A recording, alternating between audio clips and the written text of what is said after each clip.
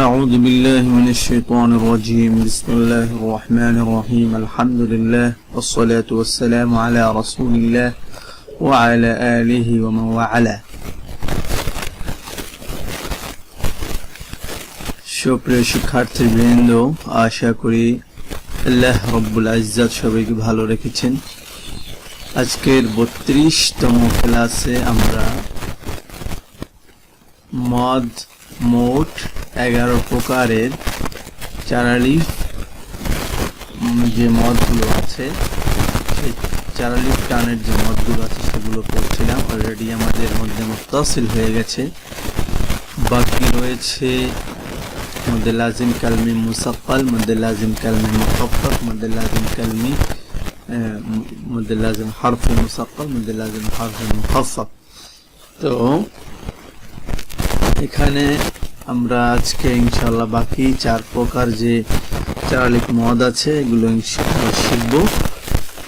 এর ভিতরে মোটামুটি মদ্দে লাজিম কালমি মুসাক্কাল আছে, মদ্দে লাজিম কালমি মুখাফফাফ আছে, আর বাকি হারফে মুসাক্কাল মুখাফফাফ পরের পৃষ্ঠায়।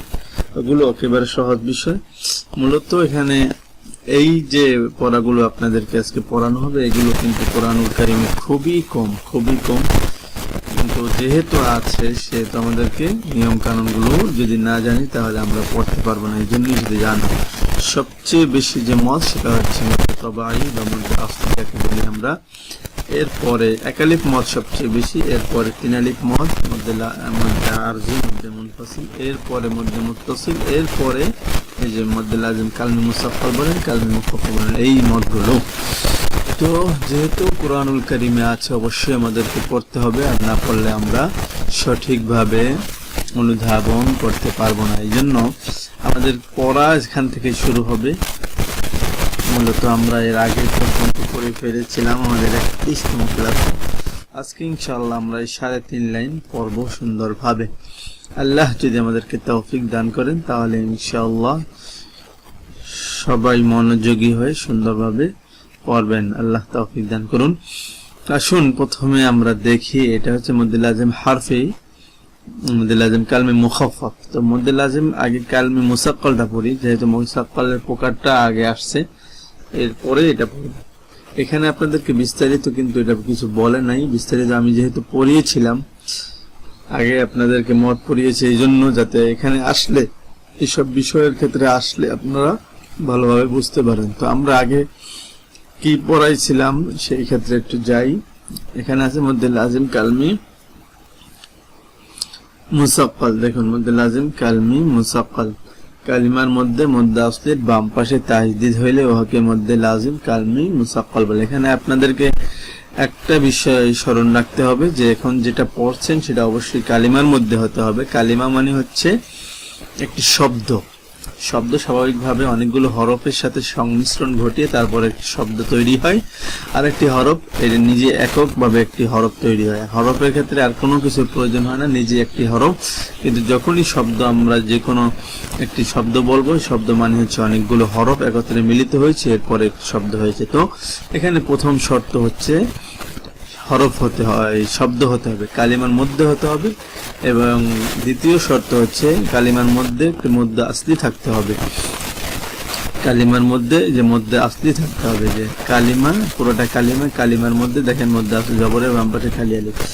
তো মদ্দে আসলি থাকলেই হবে না, মদ্দে আসলি বাম পাশে যে হরফটি থাকবে, অর্থাৎ মদ্দে আসলির পরের যে হরফটি থাকবে, এই পরের হরফ দেখেন লাম আছে এখানে, এই লামের উপরে কি থাকতে হবে, একটি তাজদিদ থাকতে হবে, এবং উপরে চিহ্নটি মোটা থাকতে হবে। প্রথমত কালিমা হতে হবে, দ্বিতীয়ত আপনার মদ্দে আসলি হতে হবে, তৃতীয়ত মদ্দে আসলির বামে তাজদিদ থাকতে হবে, চতুর্থত উপরে এই মোটা চিহ্নটি থাকতে হবে। এই 4টি শর্ত পূরণ করলেই আপনার মধ্যে লাজিম কালমি মুসাক্কাল বোঝাটা অনেক সহজ হয়ে যাবে। এই 4টি শর্ত কিন্তু মানে একেবারে অনেক কঠিন কোনো বিষয় না, একেবারে সিম্পল বিষয়। মূলত কালেমা হয়েছে, এখানে দেখুন কালিমা হয়েছে, মধ্যে আসলি হয়েছে, এই যে মধ্যে আসলি হয়েছে, মধ্যে আসলির বামে দেখুন তাজদিদ আসছে, তাজদিদ আসছে। এরপরে আর একটি বিষয় কি বলছে, আরেকটি বিষয় বলছে অবশ্যই মোটা চিহ্ন থাকতে হবে, তাহলে এখানে কিন্তু এটা আছে। তাহলে আমরা এইটাও একই রকম এই দুটোটা পড়ি, এরপরে মধ্যে লাজিম কালমি মুখাফফাফটা পড়বো। মধ্যে লাজিম কালমি মুসাক্কাল এবং মুখাফফাফ একেবারেই সেম, শুধু একটু পার্থক্য। এখানে যে চারটা শর্ত রয়েছে এর সাথে চারটা পুরো শর্ত না মিললে মানে একটা শর্ত মানে তিনটা শর্ত মিলে যাবে, চারটা শর্তের ক্ষেত্রে তিনটা শর্ত মধ্যে লাজিম কালমি মুখাফফাফের ক্ষেত্রে মিলে যাবে শুধু একটি শর্ত, অর্থাৎ এখানে যে শর্তটি দিয়েছে এখানে তাজদীদ থাকতে হবে মধ্যে লাজিম কালমি মুসাক্কালের ক্ষেত্রে, আর এই মধ্যে লাজিম কালমি মুখাফফাফের ক্ষেত্রে তাজদীদ নেই, এখানে জজম থাকতে হবে। এতটুকু পার্থক্য, এর বেশি কোনো পার্থক্য নেই। দুটোটা বিষয় একই রকম, কিন্তু জজম এবং তাজদীদের ক্ষেত্রে পার্থক্যটা, এটা যদি বুঝতে পারেন তাহলেই আপনার দুটোটাই একসাথে হয়ে গেছে মনে করবেন, বুঝতে পারছেন? কারণ এখানে যেহেতু মানে দুটোটা বিষয় আপনার এখানে আছে, এই জন্যই কিন্তু পড়ানো হইতেছে দুটোটা বিষয় যাতে আপনি পরিপূর্ণরূপে বুঝতে পারেন। তো দেখুন লাম জবর লা, দদ লাম জবর দল, এখানে তাজদীদ আসছে এই জন্য দদ সাথে মিলিয়ে দিবেন। উপরে মোটা চিহ্ন যখনই বলবেন মোটা চিহ্নের পরে চার আলিফ টান দিয়ে দিবেন। লা দল লাম পেশ লু, লা দলু নুন জবর না, লা দলুনা, লা দলুনা। এরপরে আছে ওয়াও জবর ওয়া, লাম দদ জবর লাদ, ওয়ালাদ। এরপরে আবার আপনি এই দদকে লামের সাথে মিলিয়ে দেবেন, ওয়ালাদ দদ লাম জবর দল, উপরে মোটা চিহ্ন ওয়ালাদ দ, আমরা সূরা ফাতিহার ভিতর পড়ি ওয়ালাদ দল, লাম ইয়াজির লি নুন জবর না, ওয়ালাদ দলিনা, ওয়ালাদ দলিনা, ولا الضالين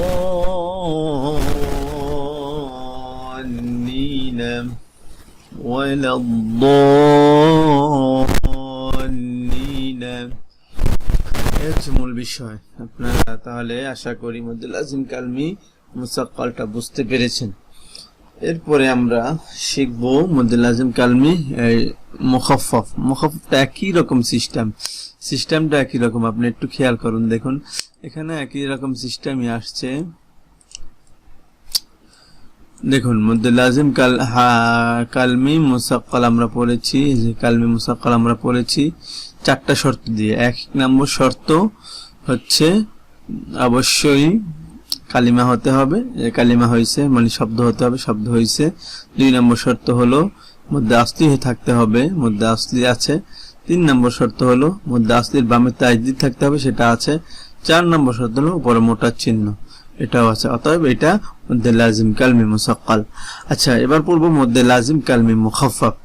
মধ্যে লাজিম কালমি মুসাক্কাল এবং মুখাফফাফ একই রকম, পুরো চারটা শর্ত ভিতরে তিনটা একেবারে একই রকম। একটা শর্ত ক্ষেত্রে শুধু একটু মানে পার্থক্য, একটা সেটা হচ্ছে মধ্যে লাজিম কালমি মুসাক্কালের ক্ষেত্রে তাজদীদ হবে, আর এখানে মধ্যে লাজিম কালমি মুখাফফাফের ক্ষেত্রে জজম হবে। দেখুন এখানে আপনি একটু খেয়াল করলে দেখুন মধ্যে লাজিম কালমি মুখাফফাফ কাকে বলে। কালিমার মধ্যে আসলির বাম পাশে জজম হইলেও তাকে মধ্যে লাজিম কালমি মুখাফফাফ বলে।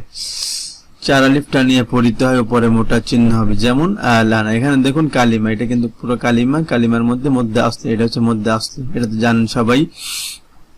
মদের হরকত আছে, মদের হরকত এটাও মধ্যে আসলি, আর মদের হরফ এটাও মধ্যে আসলি, দুটোটাই মধ্যে আসলি। মধ্যে আসলির বামে দেখুন এখানে ওইখানে তাজদীদ হয়েছে, এখানে জজম হয়েছে, অতএব এটা মুখাফফাফ হয়ে যাবে। এই জন্যই তাহলে বাকি তিনটা শর্ত একই রকম। এরপরে বলছে উপরে মোটা চিহ্ন, এটাও ঠিক আছে, একটা মাত্র পার্থক্য, এটা আপনাকে মনে রাখতে হবে।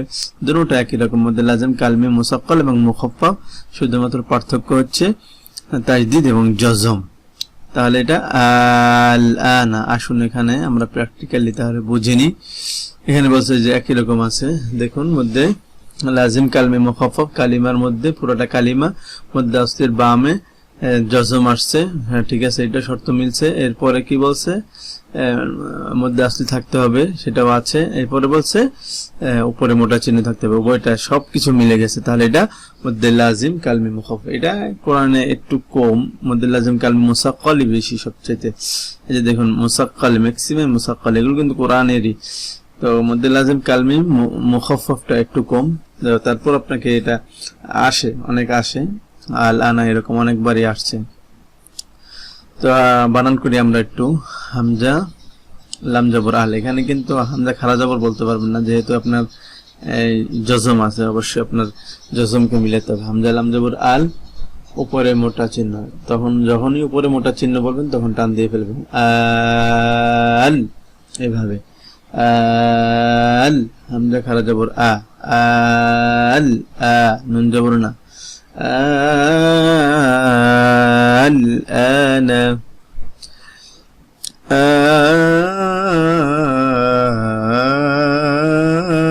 আল আনা, এইভাবে আল আনা। আচ্ছা, আমরা তার মধ্যে লাজিম কালমে মুসাক্কাল এবং মধ্যে লাজিম কালমে মুখাফফাফ পড়লাম। এখন আমরা আরো প্র্যাকটিক্যালি বুঝবো। এখানে ম্যাক্সিমাম মুসাক্কাল আছে, দাল বা জবর দাব, উপরে মোটা চিহ্ন। এটা কি হয়েছে আপনাদের কাছে বলে দিলাম, সেটা হচ্ছে এখানে মধ্যে লাজিম কালমে মুসাক্কাল হয়েছে, কারণ কালিমার মধ্যে আসল বামে তাসদীদ আসছে। দাল বা জবর দাব, উপরে মোটা চিহ্ন, দাব বা জবর বা, দাব্বা, তা দুই জের তিন, দাব্বাতিন, দাব্বাতিন, দাব্বাতিন। এরপর আছে লাম জবরলা, রদা জবর রদ, উপরে মোটা চিহ্ন। এটা কি মধ্যে লাজিম কালমে মুসাক্কাল, লাম জবরলা, রদ দাল জবর রদ, উপরে মোটা চিহ্ন, লা রদ, দাল পেশ দু, লা রদ্দু, কাব জবর কা, লা রদ্দুকা, লা রদ্দুকা। তা হামজা জবর তা, মিম পেশ মু, তা মু, রা নুন পেশ রুন, উপরে মোটা চিহ্ন, তা মুরুন। আর নুনে যেহেতু আসছে তাসদীদ, অতএব নুনে আপনাকে ই করতে হবে, গুণনা করতে হবে। তা হামজা জবর তা, মিম পেশ মু, তা মু, রা নুন পেশ রুন, উপরে মোটা চিহ্ন, তা মুরুন, নুন ইয়াজনি, তা'মুরুনি।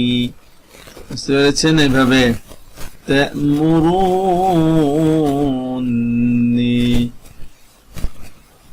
তা'মুরুনি। এরপরে কাফ, হা জবর কাফ, উপরে মোটা চিহ্ন, কাফ, ফা জবর ফা, কাফা, তা দুই জের তিন, কাফাতিন,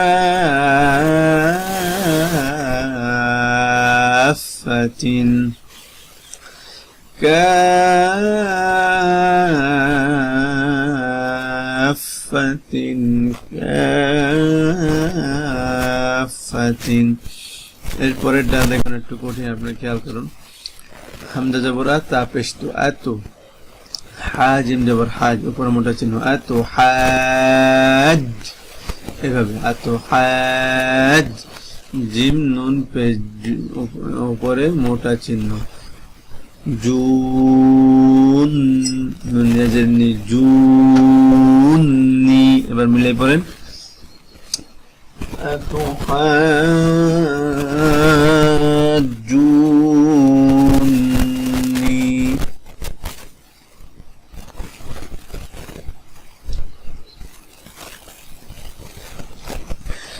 এবারে এইভাবে বানান করে সুন্দরভাবে পড়বেন, আতু হাজুনি,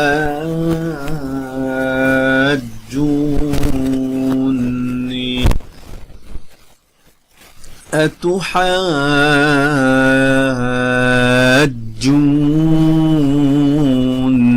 এভাবে বানান করে পড়তে পড়তে মুখস্থ করে ফেলাইবেন, তাহলে দেখবেন আর কোনো ঝামেলা নাই। বিষয়টা যদি আপনি ক্লিয়ার ভাবে বোঝেন তাহলে অটো মুখস্থ হয়ে যাবে বারবার পড়লে।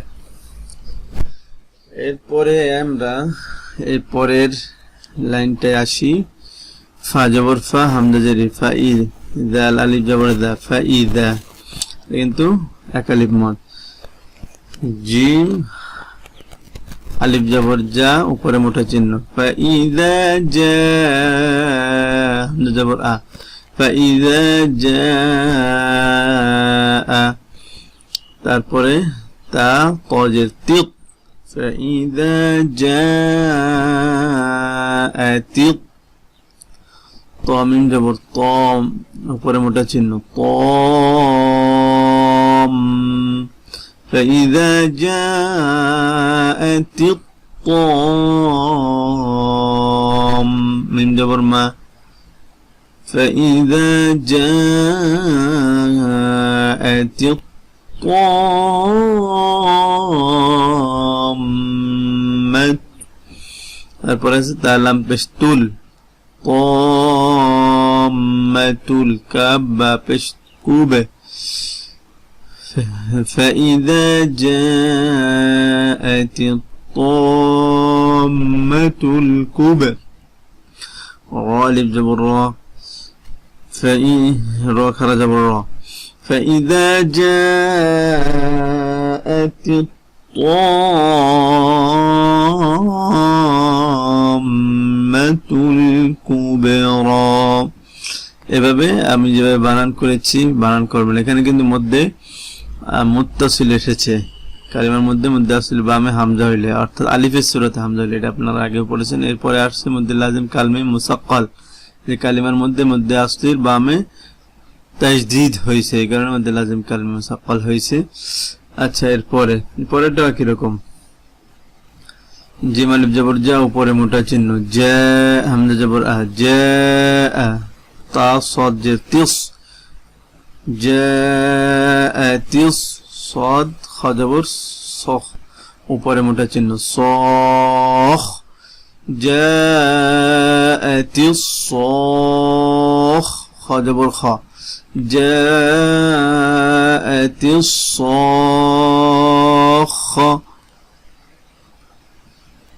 তাপেশতু, জাআতিস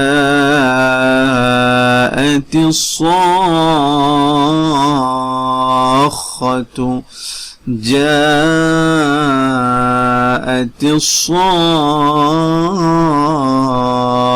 সাখাতু, এইভাবে বানান করবেন। এর পরেরটা এখানে কিন্তু মধ্যে মুত্তাসিল এবং মধ্যে লাজিম কালমে মুসাক্কাল হয়েছে। এরপরে বানান করি, হামজা লাম জবর আল, হা কফ জবর হাক, উপর মোটা চিহ্ন, আল হাক, কফ জবর কা, আল হাক, তাপেশতু, আল হাক্কাতু, মিম লাম জবর মাল, হা কফ জবর হাক, উপরে মোটা চিহ্ন, মাল হাক, কফ জবর কা, তাপেশতু, মাল হাক্কাতু। কাল মিলিয়ে পড়ি, আল হাক্কাতু, মাল হাক্কা,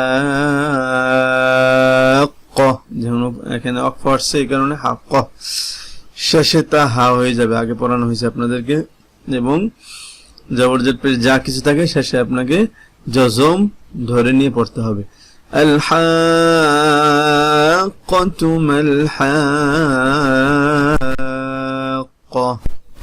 এরপর আছে ওয়াসাদ জবর ওয়াস, সাদ ফা জবর সফ, উপরে মোটা চিহ্ন, ওয়াসফা, খারা জবর ফা, ওয়াসফা, তাজের তি, ওয়াসফাতি, সাদ ফা জবর সফ, ফা আলিফ জবর ফা, সফা, ওয়াসফাতি, ওয়াসফাতি সফা। এখানে দেখুন ফান ছিল, এখানে যদি দুই তানবিনের উপরে যদি আপনার ওয়াকফ হয় তাহলে একটা নিয়ম আপনারা পড়ছেন, মধ্যে আওয়াজ বলে এটাকে, যে একটা জবর বাদ দিয়ে তারপর পড়তে হবে, একটা জবর বাদ দিলে তাহলে সফা হয়ে যাবে। ওয়াসফাতি সফা। এই মোটামুটি আজকের পড়া আপনাদের অনেকক্ষণ হয়ে গেছে, আজকে প্রায় 29 মিনিট অলরেডি হয়ে গেছে। যাই হোক, আপনাদেরকে চেষ্টা করেছি সুন্দরভাবে বোঝানোর জন্য, বাকি তারপরে যদি কেউ না বোঝেন অবশ্যই জানাবেন। বেশি কঠিন মনে হলে আবার লাগলে ক্লাসটা নেওয়া হবে, মনে করি না বেশি কঠিন, বারবার একটু বুঝবেন, বোঝার পরে পড়বেন, তাহলে ইনশাআল্লাহ সহজ হয়ে যাবে। আর সবাই বুঝবেন, এখানে কোনো বাচ্চা ছেলেটি নাই যে মানে কলমে তারপর সিলেটে তারপর বারবার মনোযোগ সহকারে পড়ার কথা বলে তারা পড়ানো হবে, বিষয়টা এরকম না। আপনাদেরকে একবার যদি পড়া দিয়ে দেওয়া হয় তাহলে সেই পড়াটা আপনারা নিজেদের সদিচ্ছায় পুরোপুরি ক্লিয়ার করে অবশ্যই শিক্ষার্থী তারপর ম্যাডাম ছাত্রী যারা আছে অবশ্যই প্রত্যেককে হেল্প করবেন এবং শোনাবেন। তাহলে আশা করি ইনশাআল্লাহ আমাদের যে স্বপ্ন শুদ্ধভাবে কোরআন শিক্ষার মিশন ইনশাআল্লাহ বাস্তবায়ন হবে। আল্লাহ রাব্বুল আলামিন আমাদেরকে সেই তৌফিক দান করুন। আজকের মতো এখানেই বিদায় নিচ্ছি। আসসালামু আলাইকুম ওয়া রাহমাতুল্লাহি ওয়া বারাকাতুহু।